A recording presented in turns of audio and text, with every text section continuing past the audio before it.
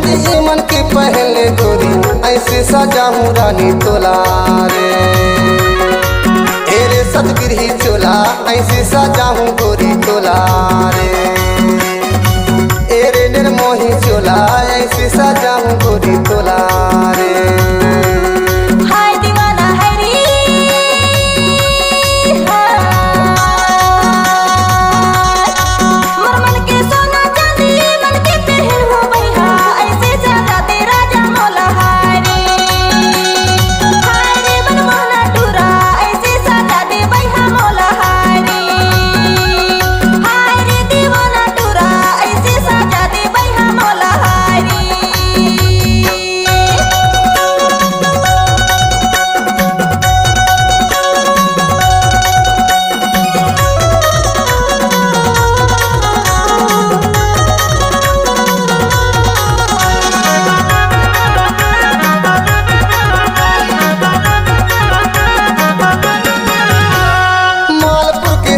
विक्रमपुर की साड़ी,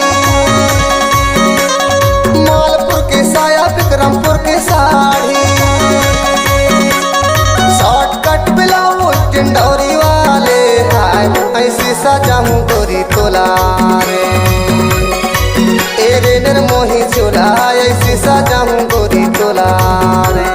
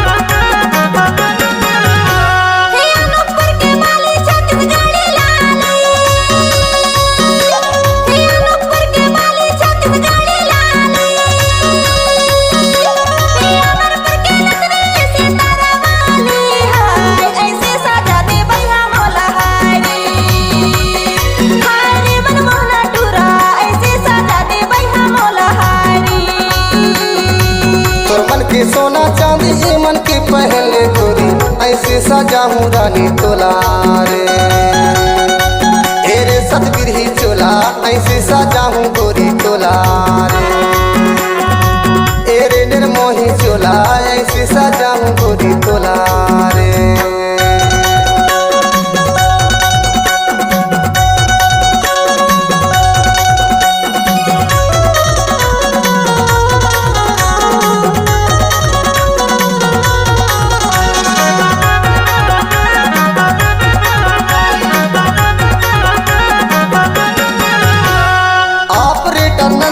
खमरिया के कलाकार, ऑपरेटर नंदा जी खमरिया के कलाकार, चूड़ी कंगन लेबो या मटोला के बाजार ऐसे सजाऊं गोरी तोला रे। रे निर्मोही चोला ऐसे सजाऊं गोरी तोला रे।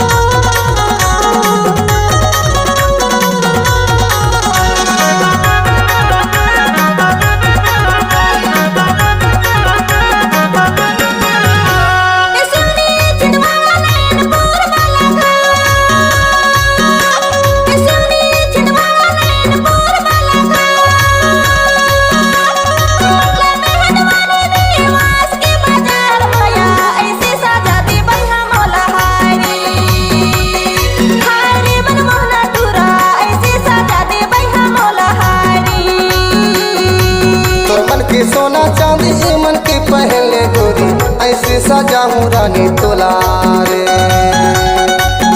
रे सतगिरही चोला चोला ऐसे सजाऊं गोरी तोला रे।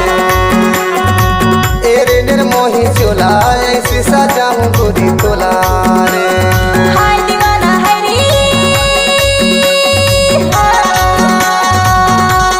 सावली रंगोरी रे हा। मन के सोना चांदी बन के पहन हो बैहा ऐसे सजा दे राजा मौला हाय रे मनमोहना टूरा ऐसे सजा दे बैहा मौला हाय रे दीवाना टूरा ऐसे सजा दे बैहा मौला हाय रे। तोर मन के सोना चांदी मन के पहले गोरी ऐसे सजाऊं रानी तोला रे।